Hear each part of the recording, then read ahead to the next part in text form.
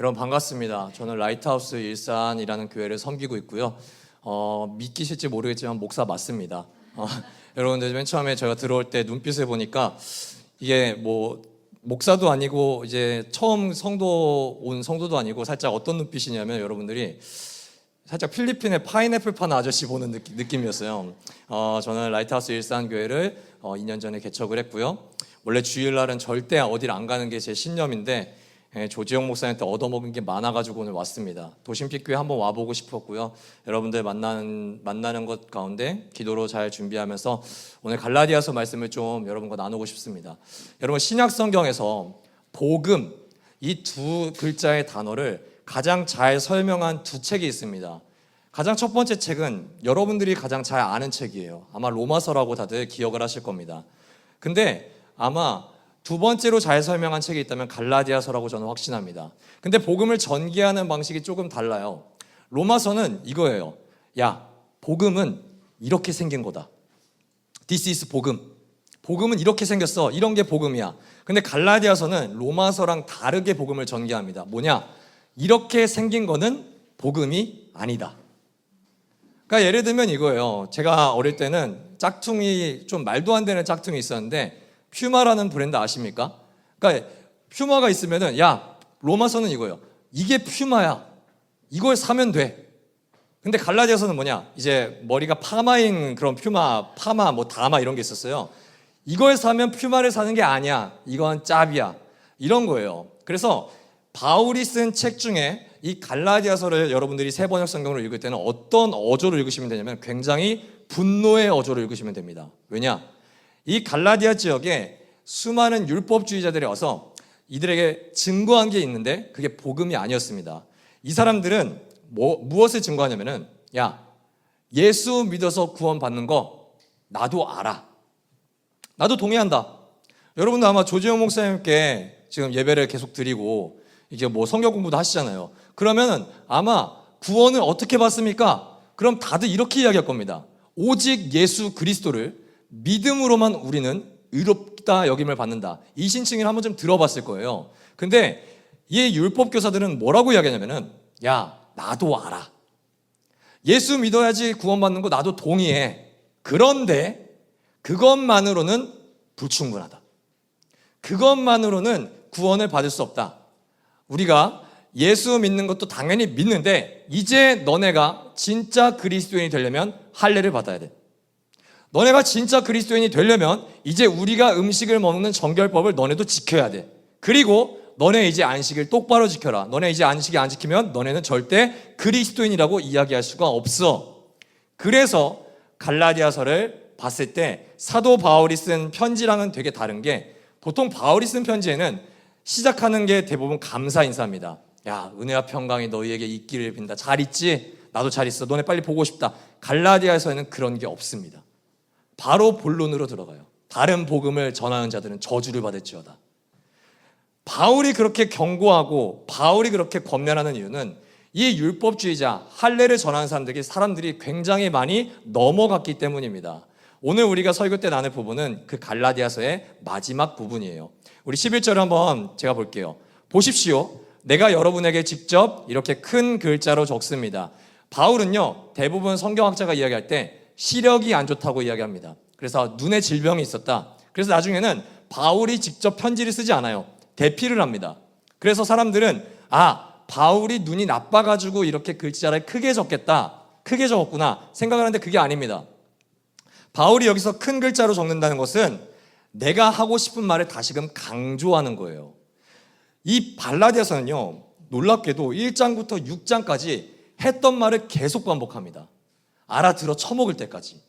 그래서 마지막에 바울이 보통 잘 있어라. 너 좀 기억난다. 브리스길라 아굴라 잘 있니? 디모데 잘 있어라. 이런 게 아니라 바울은 마지막까지 할례는 아니야. 우리가 예수 그리스도를 믿음으로 구원받는 거 외에 다른 거는 어떤 것도 필요 없어. 그거를 마지막까지 강조하면서 적습니다. 마지막까지 율법주의자들이 다른 복음이 아닌 거에서 경고를 하는데 우리 12절, 13절 우리 제가 한번 읽어드릴게요. 육체의 겉모양을 꾸미기를 좋아하는 사람은 여러분에게 할례를 받으라고 강요합니다. 그것은 그들이 그리스도의 십자가 때문에 받는 박해를 면하고자 하는 것입니다. 할례를 받는 사람들은 스스로 율법을 지키지 않으면서 여러분에게 할례를 받게 하려는 것은 여러분의 육체를 이용해서 자랑하려는 것입니다.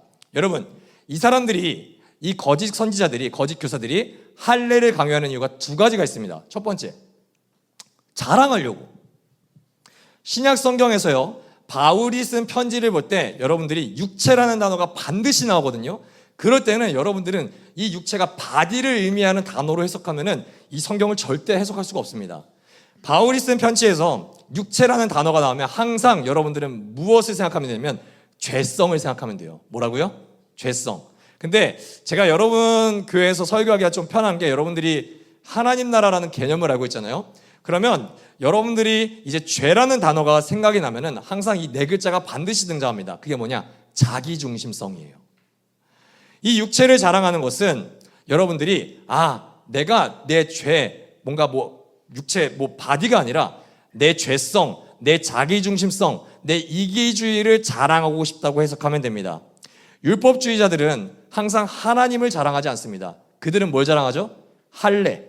내가 얼마나 안식일을 잘 지키나, 내가 얼마나 정결법을 잘 지키나, 이거를 자랑합니다. 심지어 그들이 잘 지키지도 않으면서요. 교회를 다니면요, 교회를 다니지 않는 사람들이나 우리가 이제 교회 밖에서 우리가 일상생활의 영역에서든지 아니면 교회에서든지 자기를 자랑하는 사람들이 반드시 있습니다. 일단 교회 이제 안 다니는 사람들은 이런 걸 자랑합니다. 나는 어디 학교 나왔다. 여러분, 여기에 가장 유명한 학교가 있잖아요. 어디입니까? 서울대. 나 S대 나왔다. 혹시 서울대 있으세요? 없으시죠? 할렐루야, 감사합니다. 또 어느 걸 자랑합니까? 나는 이제 대학을 졸업한 사람들은 어디를 다닌다. 그 이야기는 반드시 이걸로 이어지죠. 나는 연봉이 어느 정도 된다. 어떤 사람들은 차를 자랑합니다. 나는 이 정도 차를 타고 다닌다. 이 사람들은 절대 숨어서 주차하지 않습니다. 가장 잘 보이는 곳에서 내리죠. 이 사람들은 이 차를 타는 이유가 뭡니까? 승차감 때문입니까? 아니에요. 하차감 때문이죠. 저 좀 봐주세요. 저는 이 정도 차를 타고 다닙니다. 교회 주차장에서 사람들이 가장 잘 보는 영역에서 주차하고 저는 이 정도 그리스도인입니다. 제가 결혼한 지 한 지금 2년, 3년 됐는데 제가 결혼하면서 부부싸움을 한번 했어요. 부부싸움을 했는데 제가 모건대를 나왔거든요. 제가 모건대가 어딘지 몰랐는데 제가 처음으로 다닌 교회 목사님이 제가 신학교를 가고 싶다니까 그럼 넌 무조건 내가 나온 학교를 가. 그래서 모건대가 어디 있는지도 모르고 순종하겠습니다 하고 갔어요. 그리고 이제 결혼을 했는데 이제 뭔가 지식적인 이제 싸움이 나타나면은 제 아내가 항상 저한테 이러는 거예요. 야, 너 어디 대학 나왔어? 그러니까 이게 뭐 심각한 의도가 아니라 농담 반 진담 반으로 너 모건대? 보건대 아니야? 그러면서 놀리면서 얘가 뭐라 그러면 나는 S대를 나온 여자야. 여러분, 이게 서울대일까요? 아니에요. 성신여대예요. 여기 성신여대 있어요. 제가 성신여대를 제일 싫어합니다. 없으시죠? 항상 뭐 지적인 뭔가가 나오면은 여보, 진짜 나 심리학과 나왔어. MBTI도 모르면서 가만히 있어. 나는 성신여대 심리학과를 나왔다고. 그러면 제가 할 말이 없어지는 거예요.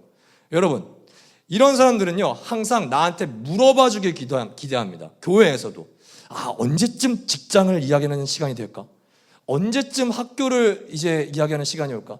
언제쯤 나한테 뭐 하는 사람인지 물어봐 줄까? 여러분, 이 사람이 뭘 자랑하고 싶어서요? 나를 자랑하고 싶어서. 교회 안에는 없을 것 같습니까? 교회 안에 은근히 더 많습니다.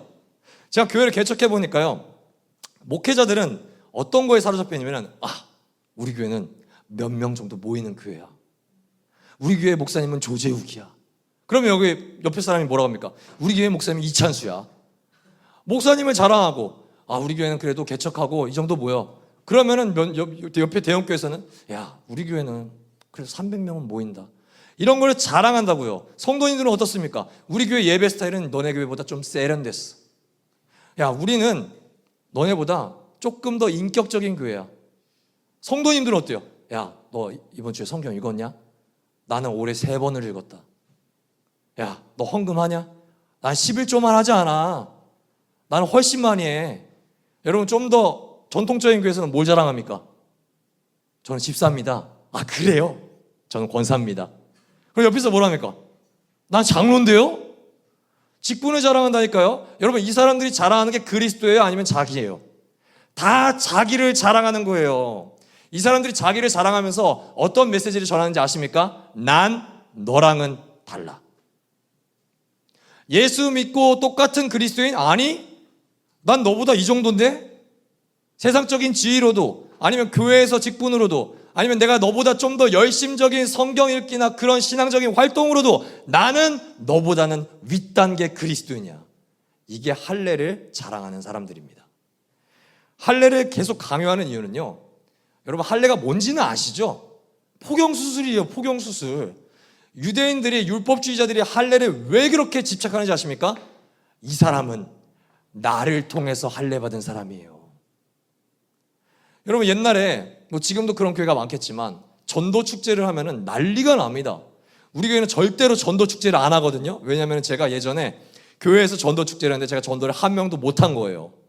그날 교회를 가기가 얼마나 싫던지. 근데 덧박치는 거, 전도를 제일 많이 한 사람이 시상 받은 걸 가지고 이렇게 자랑을 하는 거예요. 나는 이번 주에 몇 명을 데려왔다. 그 다음 주에 아무도 안 왔어. 그런데 엄청 자랑하더라고. 여러분, 신앙적인 것을 자랑하기 시작하는 순간 우리는 알게 모르게 그리스도가 아니라 할례를 자랑하는 사람들입니다. 그리고 이런 것에 여러분들이 홀려 있다면 여러분들의 정체성은 그리스도가 아닐 확률이 매우 높습니다. 이런 자랑을 하는 진상들을 만났을 때 이러면 돼요. 야, 진짜 꼴값 떨고 있다. 정신 좀 차려라. 그런데 알게 모르게 성도님들 사이에 어떤 인식이 있냐면은, 부럽다. 나도 예수 믿고 축복 좀 받고 싶다. 우리 애도 예수 믿고 S대 갔으면 좋겠다. 성신여대 말고 서울대. 우리 애도, 나도 제 예수 믿고 잘 됐다는데 나도 대기업 좀 들어가고 싶다.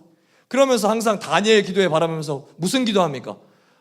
나도 올해는 기적자, 축복자, 간증자가 되고 싶다. 여러분, 그게 진짜 하나님이 원하시는 간증일까요? 다니엘 기도의 전체를 까는 게 아닙니다. 만약에 그 기도에서 간증을 할 때 예수 그리스도의 내용은 저희 안 얘기해요. 그러면서 내가 이 정도 이렇게 됐어요. 이게 무슨 의미냐고요, 여러분. 그건 여러분에게 절대 도움이 되지 않아요. 자기의 존재가 끊임없이 변하게 됩니다. 돈이 있으면 행복한 그리스도인, 없으면 부족하고 불안한 그리스도인, 내가 기도를 열심히 안 했나? 내가 성경을 안 읽어서 그런가? 아니면 내 부모가 죄를 지어서 나한테 저주가 오나? 그런 게 아니라고요, 여러분. 그리스도인은요, 가치를 어디에 두는 사람이냐가 정답입니다.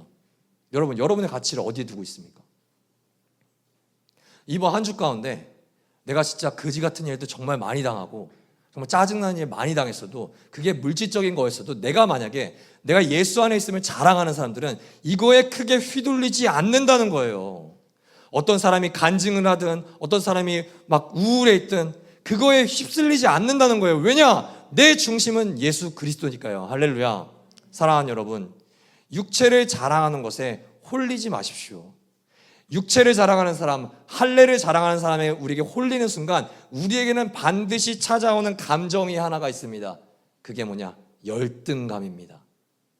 저는요, 이 설교를 준비하면서 우리는 예배 시간에 항상 처음에 시작할 때 여러분들이 묵상하는 것처럼 마음의 예배라는 것을 항상 띄워놓거든요. 그럼 질문을 띄워놔요. 제가 무슨 질문을 띄워놨냐면은, 혹시 최근에 내가 자존감이 낮아진 적이 있습니까? 라는 질문을 띄워봤어요. 답이 굉장히 다양했습니다. 첫 번째, 돈이 없어서. 근데 이 사람이 가난한 사람이 아니거든요. 이 돈이 없다는 기준이 뭐예요? 내가 아는 사람들보다, 남들보다 돈이 없어서. 어떤 사람은 연애를 못해서, 어떤 사람은 내가 신혼집을 막 마련을 해야 되는데 이게 없어가지고 자존감이 낮아진다. 여러분, 어떻습니까? 최근에 여러분 자존감이 바닥을 쳐본 적 있습니까? 그 이유가 뭔가요? 그 이유가 뭐예요? 우리가요, 신자로서 누리는 행복이, 저는요, 숫자가 되면 안 된다는 생각을 해요. 제가 지금 현 시대를 봤을 때는 인간을 지배하는 게 대부분 수치화되어 있어요. 성적 1등급, 차 몇 cc 이상, 집, 국평 이상, 32평인가요? 국평이? 뭐 84형 이런 거 있잖아요. 이런 걸로 계속 내 인생을 행복을 수치화해요. 연봉 얼마 이상. 여러분, 이 숫자가 우리를 지배하기 시작하는 순간 우리는 절대로 내 안에 있는 열등감을 해결할 수가 없습니다. 그래서 오직 내 행복을 어디에 기준에 둬야 되면 숫자가 아니라 예수 그리스도의 은혜의 기준에 두십시오. 왜냐하면 이 은혜는 변함이 없거든요. 이 숫자는 우리의 인생에서 계속 변해요. 여러분들이 어느 정도 잘 사는지 모르겠지만 더 잘 살 수도 있고 더 못 살 수도 있어요. 근데 그 기준이 숫자가 되면 여러분들의 이 열등감은 계속 이랬다가 저랬다가 한다니까요. 그거는 여러분들에게 그리스도의 신자로서 의미가 없어요. 우리가 어떤 사람입니까? 우리는 예수 안에서 있는 예수 그리스도께서 죽으심으로 말미암아 내 인생의 가장 큰 축복이 하나님 나라의 시민이 됐다는 걸 고백하는 사람들이에요. 뭐 관악구에 사느니 뭐 강남에 사느니 이게 아니라 내가 자격 없는 내가 도달할 수 없는 그 나라의 시민이 하나님의 은혜 가운데 되었다는 것을 믿고 그것을 정말 행복해하는 게 진짜 복음을 믿는 그리스도인이라니까요. 여러분 행복하십니까? 여러분 이게 단순히 아멘할 게 아니라요. 정말로 나의 가치관이 이렇게 변하지 않으면 여러분들은 일평생 행복을 느낄 수가 없습니다. 조금씩 느낄 수는 있겠죠. 가끔씩 내 인생이 잘 될 때. 그러나 그게 영원합니까? 영원하지 않아요. 사랑하는 여러분, 할례에 홀리지 마십시오. 외적인 것에 홀리지 마십시오. 세상이 자랑하는 것, 교회 안에서 자랑하는 것에 홀리지 마십시오. 오직 예수 그리스도께 여러분들의 눈이 멀기를 우리 주 예수 그리스도의 이름으로 축복합니다. 두 번째로 할례를 자랑하는 이유, 자랑하려고가 아닙니다. 이번에는 제가 뭐가 문제가 있나 봐요. 그들은 박해를 피하기 위해서 할례를 증거합니다. 뭘 피하기 위해서요? 박해. 여러분 이 당시에는요, 그리스도를 믿는다는 것은 어떠한 각오를 하는 거냐면은 재산이 몰수될 각오를 하는 거예요. 재산이 몰수될 각오. 더 나아가 여러분들이 로마에 가면은 항상 첫 번째로 생각하는 유적지가 뭐죠? 저도 안 가봤지만 우리는 로마 하면, 이탈리아 하면 가장 먼저 떠오르는 유적지가 하나가 있잖아요. 그게 뭐예요? 콜로세움이죠. 여러분 그게 멋있어 보이죠? 막 우리가 글래디에이터 영화 보니까 막 검투사끼리 이렇게 하는 것 같죠? 이게 사실은 원래는 그리스도를 믿는 사람들을 맹수와의 대결로 처형하는 도구입니다.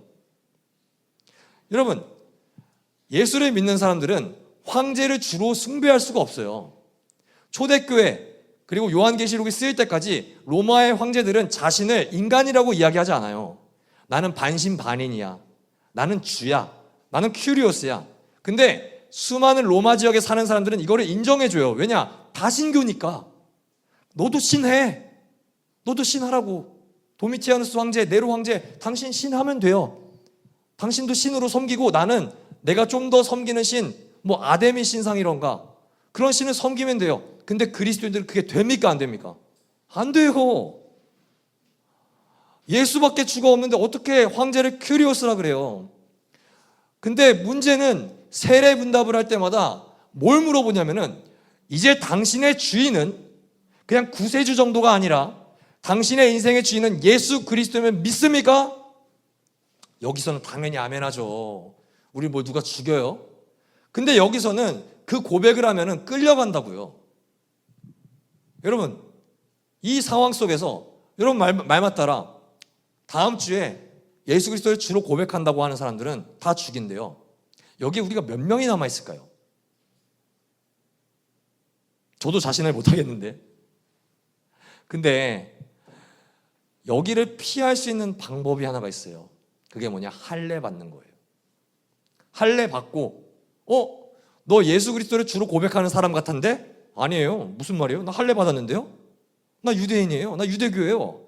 나 그런 거 모르는데요? 여러분 우리가요 이게 옛날 얘기가 아니라 우리가 일상에서 회사를 다닐 때든지 학교에서든지 직장에서든지 내가 그리스도인이라고 고백하면요 사람들이 좋아할 것 같으세요? 요즘 시대 별로 안 좋아합니다. 실제로 제가 어제 신방을 가보니까 우리 성도님이 이런 고백을 했어요. 자기 회사에 취업을 했는데 자기 팀장님이 자기 남편이 목사이고 자기가 기독교에 있는 걸 알고 첫 마디가 뭐냐냐, 나는 진짜 골수 할렐루야 분자들이 너무 싫어. 나는 기독교인들이 너무 싫어. 그 팀장만 그럴까요? 수많은 사람들이 그래요. 회식 자리에 술 안 마시러 가는 사람은 누가 좋아해? 여러분, 근데요, 이래서 우리가 취하는 게 뭔지 아십니까? 우리의 정체성을 많이 숨깁니다. 교회 다닌다는 얘기를 함부로 못합니다. 술자리 가서도 불이익 받을까 봐. 사람들에게 만약에 팀장이 날 그리스도인들을 싫어하면은 우리는 내가 기독교인인 거를 숨기고 다니는 게 지혜라고 생각합니다. 정말 지혜일까요? 여러분, 그리스도인이 된 게 부끄러우십니까? 여러분, 우리 삶 속에서 이것이 나의 가장 큰 가치라고 여기면서 이걸 숨긴다면 이게 정말 우리 가치일까요? 아닙니다. 할례를 자랑하는 사람들은 할례를 자랑하죠. 그리스도인들은 뭘 자랑해야 됩니까? 그리스도를 자랑해야죠. 근데 우리는 이거를 되게 지혜롭지 못한 기독교인이라고 생각한다고요. 여러분, 그리스도를 자랑하십시오. 그리고 고난 받으십시오. 회사에서 회식 자리 때 술 마시지 말고 지키십시오. 아무도 아멘 안 하시네요. 여기는 음주가 자유로운 교회인가요? 우리 교회도 물론 음주를 해도 뭐라고 하진 않습니다. 그러나 여러분, 내가 세상에서 가장 존귀한 나의 주인을 자랑하지 못한다면 그것이 정말 존귀한 주인일까요? 저는 그렇게 생각하지 않습니다. 자신을 자랑하기 위해 혹은 박해를 피하기 위해 십자가를 기피하는 자들에게 바울은 오늘 선언합니다. 14절, 15절 우리 함께 읽겠습니다. 시작.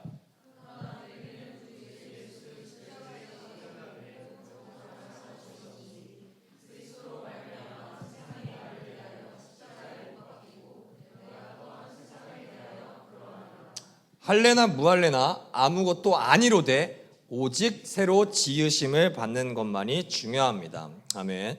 사랑하는 여러분, 사도 바울 아시죠? 인간적인 스펙으로 완벽한 인간입니다. 제가 바울을 우리 교회에 소개할 때는 뭐라고 소개하냐면은 영장류 최강의 기독교인이라고 소개해요. 영장류 최강의 기독교인. 아마 진짜로 예수님이 다시 오실 때까지 이런 기독교인이 있을까 말까 저는 고민이 돼요. 딱 하나 제가 바울보다 나은 거, 나는 육아를 해왔다는 거, 얘는 결혼을 안 해봤다는 거, 그거 말고는 자랑할 게 없어요. 바울은요 그냥 한 언어를 사용한 게 아니에요. 여러 가지 언어를 사용했어요. 할례요? 기본이었어요. 얘 율법 준수 안 했을까요? 유대인 중에 유대인이고 바리새인 중에 바리새인이에요. 얘 대학 어디 나왔습니까? 가말리엘 대학. 우리나라로 따지면 어디예요? 서울대. 세계로 따지면 어디입니까? 옥스포드예요. 최고의 스펙을 가진 사람이었는데 외적으로나 신앙의 열심으로나 교회 안 다니는 사람한테도 나는 서울대 나왔어. 교회 다니는 사람들한테도 나 이 정도 성경 읽었어. 모든 걸 자랑할 수 있는 사람이었는데 그는 모든 자랑거리를 이 신약 성경에서 절대로 한 번도 하지 않습니다. 오히려 뭘로 여길까요? 배설물로 여깁니다. 빌립보서 3장 8절에서 9절 여러분들이 제법 잘 아는 말씀이거든요. 한번 읽어봅시다. 시작. 또한 모든 것을 해로 여김은 내 주 그리스도 예수를 아는 지식이 가장 고사하기 때문이라. 내가 그를 위하여 모든 것을 잃어버리고 배설물로 여김은 그리스도를 얻고 그 안에서 발견되려 함이니 내가 가진 의는 율법에서 난 것이 아니요 오직 그리스도를 믿음으로 말미암은 것이니 하나님께로부터 난 의라. 아멘. 오늘 우리가 갈라디아서 맨 후반부에서 봤던 이야기를 동일하게 합니다. 그리스도로 말미암아 나는 세상에 죽었다. 그리스도 때문에 세상의 모든 가치를 나는 최고로 여기지 않는다. 거의 오물 수준으로 여긴다. 왜냐? 내 정체성이 이제 세상의 가치에 있지 않기 때문입니다. 대학을 잘 들어가는 것으로, 취업을 잘하는 것으로, 좋은 남자와 좋은 여자를 만나는 것으로, 몸이 건강한 것으로, 더 나아가 여러분의 신앙적인 열심으로 여러분의 가치를 입증할 필요가 없습니다. 여러분의 자존감을 여러분들의 외적인 무언가로 입증하실 필요가 없다고요. 그렇게 해서 하나님께서 인정하는 것이 아닙니다. 그렇게 해야지 하나님께서 복 주시는 것이 아니에요. 그러니까 여러분 열등감에 빠지지 마십시오. 여러분 제가 얼마나 열등감에 휩싸여야 될 스펙을 가지고 있습니까? 저는 키가 170이 안 됩니다. 여러분 저는 대학이 모건대 오늘 처음 들어보셨죠? 여러분 제 눈이 얼마나 작습니까? 스페이스바를 한 50번은 눌러야 되잖아요. 여러분 여기서 웃는 사람 지옥 갔으면 좋겠는데 농담이고요. 그래서 지옥 안 가는 거 아시죠? 여러분 모태솔로 중에 모태솔로요. 유대인 중에 유대인이 아니라 모태솔로 중에 모태솔로였어요. 혼전 순결을 제가 지키고 싶어서 지킨 게 아니라니까요. 이렇게 생기면 지켜져요. 그게 무슨 여기 지옥 갈 사람이 좀 많네. 여러분, 근데요, 이런 것에 가치를 두기 시작하면, 저 사례비 100만 원 받습니다. 우리 교회 20명도 안 모입니다. 이런 것에 가치를 두기 시작하면 여러분들은 세상에서 우울한 날밖에 여러분들이 기다리지 않는다고요. 여러분, 조금 더 열등하실 필요 없어요. 조금 더 불안해하실 필요 없어요. 더 나아가 조금 더 불행하실 필요도 없어요. 우월감이나 기쁨에 도취될 필요도 없어요. 내가 갖고 있는 것 때문에 많이 기뻐할 수도 없어요. 왜냐? 그게 내 가치가 아니니까. 세상을 갈망하던 나, 노력으로 하나님께 인정받으려는 나의 세상은 이제 십자가에 죽었음을 선포하십시오. 내가 그리스도와 함께 십자가에 못 박혔다는 것은 내 쪽에서 보면 세상에 죽었다는 말입니다. 이것에 휘둘리지 않는 사람들을 볼 때 세상은 우리를 재미없어 합니다. 볼까요? 세상에 대하여 내가 죽었다. 나는 이제 세상의 가치에 휘둘리지 않는다. 그런데 이런 나를 보고 세상은 어떻게 하냐? 내가 죽은 사람 같아요. 저한테 제 고등학교 동창들은 항상 물어봐요. 야, 술을 안 먹고 어떻게 사냐? 군대 선임들은 저한테 항상 물어봤어요. 아, 어떻게 성관계를 하고 지금까지 안 하고 지금까지 왔냐? 어떤 재미로 사냐? 여러분, 무슨 재미로 사세요? 사람들이 봤을 때 여러분들은 어떤 재미를 가지고 살아가세요? 여러분, 이게 재미가 없다면 우리는 아직 세상의 가치를 아직 내려놓지 못한 사람들이에요. 그리스도인들에게 예배가 재미가 없으면 도대체 뭐가 재밌어야 됩니까? 그리스도인에게 예수 그리스도를 알아가는 기쁨이 없다면 어떤 곳에서 기쁨을 누려야 됩니까? 제 주변 사람들이요, 저한테 항상 이야기하는 거 있어요. 너는 명품을 갖고 싶지 않냐? 저는 명품을 갖고 싶은 사람이 아닙니다. 저는 이런 파인애플 파는 셔츠 같은 거 있으면 저는 만족하는 사람이에요. 이거 15,000원짜리거든요. 저는 빈티지 샵을 가장 좋아합니다. 사랑하는 여러분, 십자가를 통과한 사람에게는 할례를 받냐 안 받냐, 세상에서 더 많이 소유하냐 덜 소유하냐 딱히 중요하지 않아요. 더 나아가 교회에서 내가 어떻게 비춰지느냐도 중요하지 않습니다. 여러분, 이걸 꼭 기억하십시오. 여러분, 목사님을 사랑하는 거 좋아요. 그런데 목사님께 인정받으려고 애쓰지 마세요. 아마 조지영 목사도 동일하게 이야기할 겁니다. 내가 이 커뮤니티 안에서 어떻게 하면 나의 신앙을 증명할 수 있을까 하지 않으셔도 돼요. 그렇게 되는 순간 도심빛교회는 지옥이 됩니다. 아, 나 쟤보다 더 전도했어, 나 쟤보다 더 열심히, 나 쟤보다 더 리더 그룹에, 그런 걸로 여러분들이 입증하지 않으셔도 된다는 거예요. 교회 안에서는 딱 하나만 여러분들이 입증하면 됩니다. 나는 예수 그리스도 안에서 새롭게 태어난 피조물이다. 그 자격이면 충분합니다. 새롭게 창조되는 것이 중요합니다. 이 본문과 동일하게 바울이 말한 것이 고린도후서 5장 17절에서 18절, 여러분들이 너무나도 잘 아는 말씀이죠. 읽겠습니다. 시작. 누구든지 그리스도 안에 있으면 그는 새로운 피조물입니다. 옛것은 지나갔습니다. 보라, 새 것이 되었도다. 모든 것이 하나님께로서 났으며 그가 그리스도로 말미암아 우리를 자기와 화목하게 하시고 또 우리에게 화목하게 하는 직분을 맡겨주셨습니다. 사랑하는 여러분, 우리의 노력으로 하나님과의 관계가 회복되는 게 아닙니다. 이거 다 아실 겁니다. 여러분은 하나님 나라의 개념을 알기 때문에 이런 거 설명하는 게 사실 유치해요. 우리가 어떠한 신앙적인 열심을 통하여서 하늘에서 상급을 엄청 더 받고 천국에 가서도 천국에서 이쪽 층 사람들은 열심히 안 한 애들, 이쪽 층 사람들은 뭐 전도 100명 한 애들, 이게 아니에요. 이건 신천지입니다. 여러분, 우리는 하나님의 은혜 가운데 모두가 동일한 사람들이에요. 여러분, 바울은요 그 정도로 열심히 있었는데 한 번도 누구보다 내가 낫다는 이야기를 하지 않아요. 왜냐?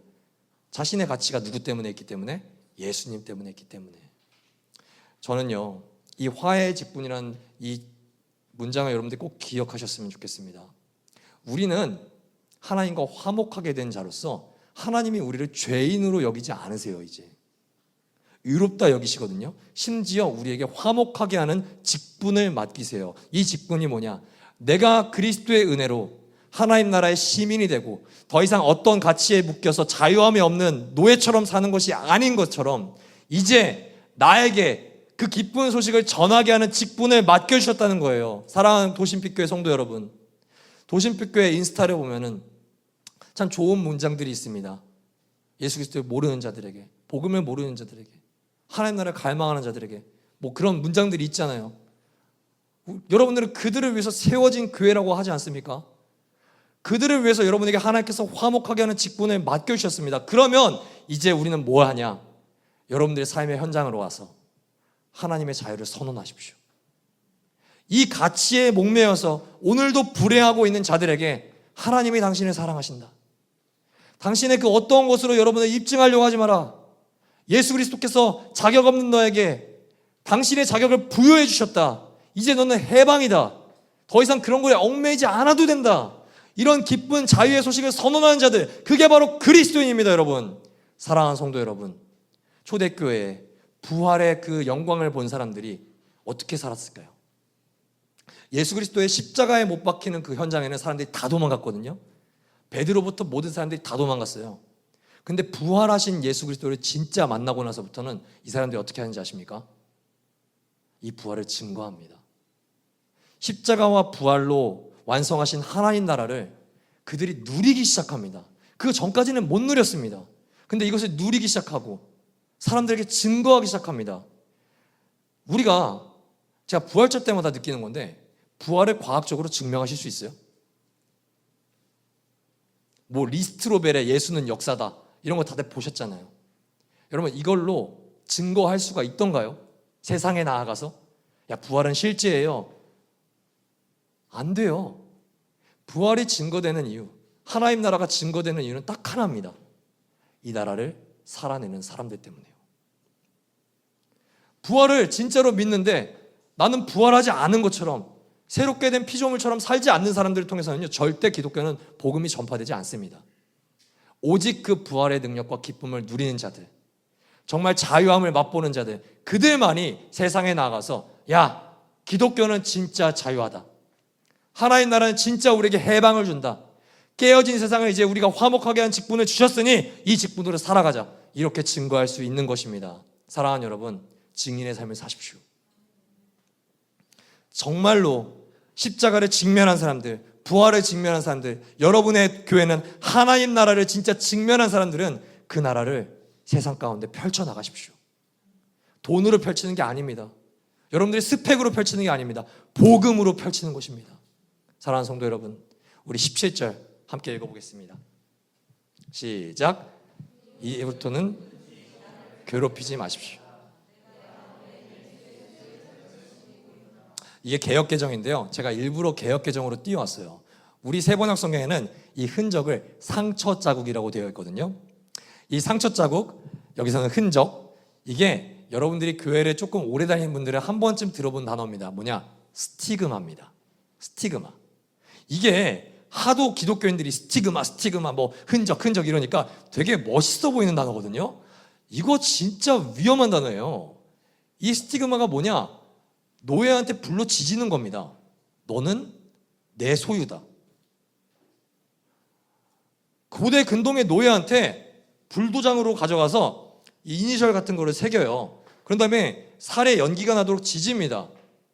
이게 흔적이에요. 그러면 이 사람들을 본 사람들은 이 도장을 보고 다 무슨 생각하면은, 야, 쟤는 저 사람 소유야. 쟤는 저 사람의 흔적이 있어. 그러니까 쟤한테 함부로 하면 안 돼. 왜냐? 쟤는 노예처럼 보이지만 제 소유는 누구니까? 주인이니까. 사랑하는 여러분, 바울이 말하는 이 흔적이 무슨 의미일까 저는 되게 많이 고민을 했거든요. 근데 성경을 읽으면서 이 바울의 흔적이 그냥 우리가 생각하는 영적인 흔적, 그거를 뛰어넘는 것 같아요. 고린도후서 11장 23절에서 27절에 이런 말씀이 있어요. 내가 수고를 넘치도록 하고 옥에 갇히기도 더 많이 하고 매도 수없이 맞고 여러 번 죽을 뻔하였으니 유대인들에게 40에서 하나 감한 매를 5번 맞았다. 여러분, 왜 39대 맞는지 아세요? 이 시대 때 사람들은요, 40대 맞으면 죽는 줄 알았어요. 그렇게 39대 때리는 거예요. 3번 태장으로 맞고 1번 돌로 맞고 3번 파선하고 일주일을 깊은 바다에서 지냈으며 여러 번 여행하면서 강의 위험과 광도의 위험과 동족의 위험과 이방인의 위험과 시내의 위험과 광야의 위험과 바다의 위험과 거짓 형제 중에 위험을 당하고 또 수고하여 애쓰고 여러 번 자지 못하고 줄이며 목마르고 여러 번 굶고 춥고 헐벗었노라. 여러분, 좀 이해가 안 되지 않으세요? 솔직히 이해가 되십니까? 예수 믿으면 그냥 믿으면 구원 받잖아요. 그렇잖아요. 얘처럼 열심히 안 해도 오직 믿음으로 말미암아 의롭게 여김을 받는다니까요. 근데 왜 이렇게 유난 떨어야 돼요? 왜 꼭 이렇게까지 복음을 믿어야 돼요? 왜 꼭 이렇게까지 복음을 전해야 돼요? 굳이? 그럼 제가 장담할게요. 바울이 있는 천국이랑 여러분이 있는 천국은 똑같을 겁니다. 지금 죽으셔도. 근데 쟤는 왜 저렇게 유난 떨고 오지랖이 넓은 걸까요? 왜 이렇게 속된 말로, 저는 진짜 원고에 이렇게 썼는데, 왜 이런 개고생을 하면서 예수를 믿어야 될까요? 어차피 제 하나님 나라나 우리의 하나님 나라 똑같은데. 왜 이렇게 십자가에서 죽은 예수 그리스도, 부활하신 그리스도를 전파해야 될까요? 이 바울이 이렇게 한 이유는 딱 하나입니다. 예수 그리스도를 사랑했기 때문입니다. 그를 사랑하는 흔적들이 몸에 새겨지는 거예요. 여러분, 우리 몸과 우리의 삶에는요, 내가 사랑하는 존재의 흔적들이 새겨지는 거 아십니까? 저는요, 결혼하고 제가 제 몸에서 분유 냄새가 날 거란 걸 평생 생각도 안 해봤어요. 근데 요즘에 제 잠옷이랑 그리고 제가 집에서 입는 옷에는 애 침 냄새랑요, 분유 냄새가 배어 있어요. 이게 잘 안 지워져요. 왜일까요? 사랑하니까. 사랑하니까 안게 되거든요. 계속 찾게 돼요. 되게 귀찮아요. 이유식 먹여야 되고 똥 치워줘야 되고 되게 귀찮거든요. 근데 제 아이들 이름이 하율인데 하율이의 냄새가 제 몸에 뱄니다. 하율이가 제 얼굴 핥힌 적도 있어요. 그렇다고 제가 핥혔을까요? 아니요. 사랑하니까요. 제가 사진에 방금 전에 보여드렸잖아요. 이게 누구 발인지 아십니까? 강수진 씨입니다. 이 강수진 씨의 발을 보세요. 이게 남자 발이라고 해도 되게 흉측하지 않으세요? 근데 한 여인의 발이에요. 심지어 발레리나의 발. 여러분, 뭐 거의 썩은 것 같지 않으세요? 이 사진에 보면은 대부분 사람들이 어떤 생각하는 줄 아십니까? 강수진의 노력. 박지성 발도 보신 적 있으세요? 그럼 사람들은 대부분 박지성의 노력이라고 생각해요. 저는 그렇게 생각하고 싶지 않습니다. 강수진이 발레를 사랑하는 흔적. 노력으로 이렇게까지 한다? 아니요. 불가능합니다. 저는요, 이 이야기를 하고 설교를 좀 마치려고 하는데요, 부활하신 예수님께서 가장 먼저 찾은 존재들이 누군지 아십니까? 제자들이죠. 여러분들이 예수 그리스도라면 제자들을 만나서 뭐라고 하실래요? 이 쌍놈의 새끼들, 이 독사의 자식들, 내가 네 그럴 줄 알았다. 베드로 첩봤다다. 너부터 십자가에 거꾸로 매단다. 저 같으면 바로 심판입니다. 천군 천사를 동원할 수 있는 분이에요. 도마? 믿지 못한다고? 눈을 멀게 하면 되지. 어디 감히 내가 어떤 수치를 너 때문에 당했는데 믿지 못해? 일로 와. 일로 와. 손부터 자르자. 여러분, 이러셨을까요? 아니요. 제자들이랑 처음 만났는데 이 도마라는 애가 없었어요. 그러니까 못 믿는 거예요. 그러니까 제자들이 말해요. 진짜 예수님이야. 아, 진짜 예수님 만났어. 도마가 믿지 못해요. 그리고 두 번째로 예수님 제자들이랑 만나니까 예수님이 뭐라고 인사하십니까? 저 같은 인간이었습니까, 예수님이? 쌍놈의 새끼들 이렇게 인사했어요? 아니요. 뭐라고 인사하셨죠? 평강이 있을지어다. 말이 되는 인사입니까? 평강이 나부터 없게 생겼는데 제자들에게 평강을 축복한다고요? 그리고 의심하는 도마에게 예수님이 이렇게 말씀하시죠. 내 손가락을 이리 내밀어서 내 손을 만져봐라. 그리고 내 손을 내 옆구리에 넣어봐라. 그래서라도 의심을 떨쳐버리고 믿음을 가져라. 저는요, 이 말씀을 보고 여기 적은 문장처럼 하나님의 사랑 앞에 할 말을 잃었습니다. 제가 이걸 고난주간에 묵상했거든요. 제가 엉엉 울었어요. 하나님께. 하나님, 이게 하나님이 저를 사랑하는 흔적이군요. 예수님, 나는 예수님 앞에 사랑받을 자격이 없는 줄 알았습니다. 나는 예수님 앞에 어떤 신앙의 노력도 안 하고 열심도 못해서 다른 목사님들보다, 다른 그리스도인들보다 형편없는 존재인 줄 알았습니다. 그런데 예수님 우리에게 뭐라고 말씀하십니까? 이게 내가 너를 사랑하는 흔적이다. 내가 너를 이토록 사랑한다. 사랑하는 여러분, 하나님께서 우리를 조건 없이 사랑하세요. 이게 믿기셔야 됩니다. 여러분들이 교회를 더 열심히 나간다고 더 사랑하지 않으세요. 하나님의 사랑은 이미 무한이에요. 그걸 어떻게 아시죠? 저 상처 자국 때문에 아는 거예요. 환상을 보여주거나 내 삶의 축복을 보여줘서 하나님이 날 사랑하시는 게 아니에요, 여러분. 예수 그리스도의 상처 자국. 우리의 구원을 위해서 그 상처 자국 하나면 충분합니다. 우리의 모든 삶의 선행, 우리의 모든 신앙적인 열심, 우리의 스펙, 우리의 노력, 그 어떤 것보다도 예수 그리스도의 보혈 한 방울에 갇히는 그 노력을 상쇄합니다. 사랑하는 성도 여러분, 그 어떤 것도 필요 없습니다. 개척교회를 제가 같이 해보고 있잖아요. 상처받은 사람들이 모여듭니다. 교회에서 상처받았기 때문에 여기 와서 다시 상처받기 싫어서 자신을 증명하려고 하는 분들이 많이 찾아옵니다. 그러시지 않아도 돼요. 이 안에서 자유하세요. 이 안에서 리더 그룹이나 목사님이나 여러분들의 조건 없이 사랑하는 것을 누리십시오. 그때 여러분들이 정말 행복한 하나님 나라를 경험할 수가 있습니다. 신자의 자랑이 무엇입니까? 기도 많이 하는 거예요? 아니요. 성경 많이 읽는 거예요? 아니요. 예수 믿어서 축복받은 거예요? 그 어떤 것도 우리의 자랑이 될 수 없습니다. 우리의 자랑은 딱 하나입니다. 예수 그리스도의 상처, 그 흔적, 그것이 우리의 기쁨입니다. 사랑하는 여러분, 예수 그리스도의 상처 자국을 보고 그 흔적을 보고 우리는 이제 세상의 어떤 가치로부터도 자유할 수 있습니다. 이제는 그를 사랑함으로 말미암아 우리는 세상에 그를 자랑합니다. 바울처럼요. 그로 인해 고난을 받을 때도 있습니다. 그로 인해 상처가 생길 때도 있습니다. 그로 인해 마음이 너무나도 아플 때도 있습니다. 예수 믿는 게 쉽지 않더라고요, 여러분. 심지어 직장에서 예수 믿는 거, 학교에서 예수 믿는 거, 상처들을 많이 받습니다. 여러분, 근데요, 우리가 언젠가 바울처럼 주님 앞에 설 때가 반드시 오거든요. 저는요, 우리에게 먼저 찾아오신 그 그리스도를 만나러 가는 날, 우리도 주님께 한번 이런 고백을 드려봤으면 좋겠습니다. 주님, 제가 이 땅에서 살면서, 이 깨어진 세상에서 살면서 저도 상처를 참 많이 받았습니다.